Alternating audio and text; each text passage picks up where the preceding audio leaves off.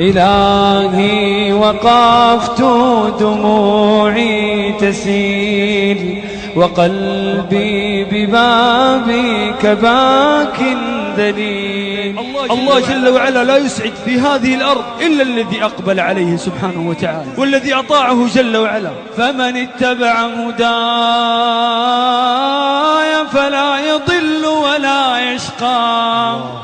أقول لك الآية الثانية التي تبين أن من استقام على أمر الله وأطاع الله واتطوع بالعربي زي ما يقول الشباب، والله يا حبتي بالله أن الله يسعد فداه فوق الأرض ولو كان من أفقر الناس. ولست أرى السعادة جمع مال ولكن التقي هو السعيد.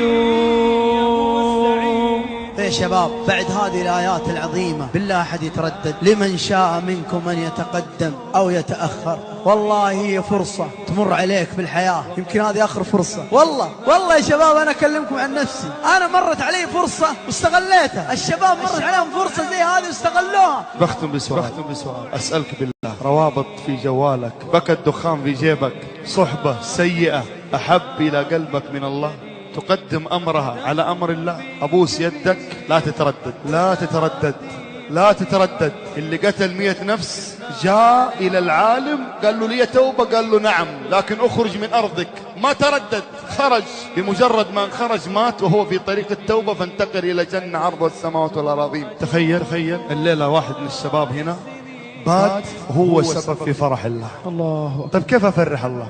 بالتوبة إلى الله، بالرجوع إلى الله، بالتوبة والإنابة والخضوع بين يدي الله. الآن إذا رجعت البيت صلي ركعتين بين يدي الله عز وجل، قل يا رب توب علي، ومسح الأغاني ومسح اللي في الميموري واللي في الجوال، وأقبل على الله عز وجل. الله عز وجل يقول فيكم يتردد يا شباب بعد الكلام هذا، والله معليش يا شباب اللي يتردد غبي، هذا الكلام ما حد يتردد فيه. بالله أتردد إني أرضي الله، بالله أتردد إني أجد السعادة، والله مجنون اللي يتردد. والله ما أتردد إني أرضي الله، والله ما أتردد إني أحصل السعادة الحقيقية، والله ما أتردد إني أموت على خاتمة حسنة، والله ما أتردد إني أموت على لا إله إلا الله، والله ما أتردد إن يكون قبري روضة من رياض الجنة، والله ما أتردد إني يوم القيامة أخذ كتابي بيميني يا شيخ، والله ما أتردد إني أدخل الجنة. بالله أحد يتردد؟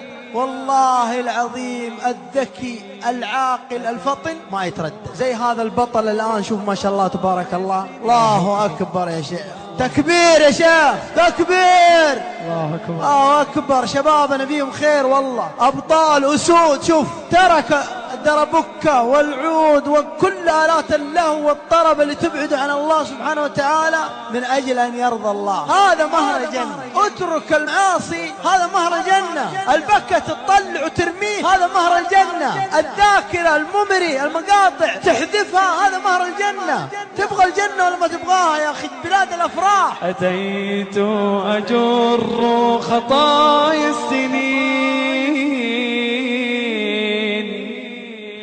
أتيت إلى أرحم الراحمين، وكل اعتقاد وكل يقين بأن لديك شفاء العليم، بأن لديك شفاء العليم.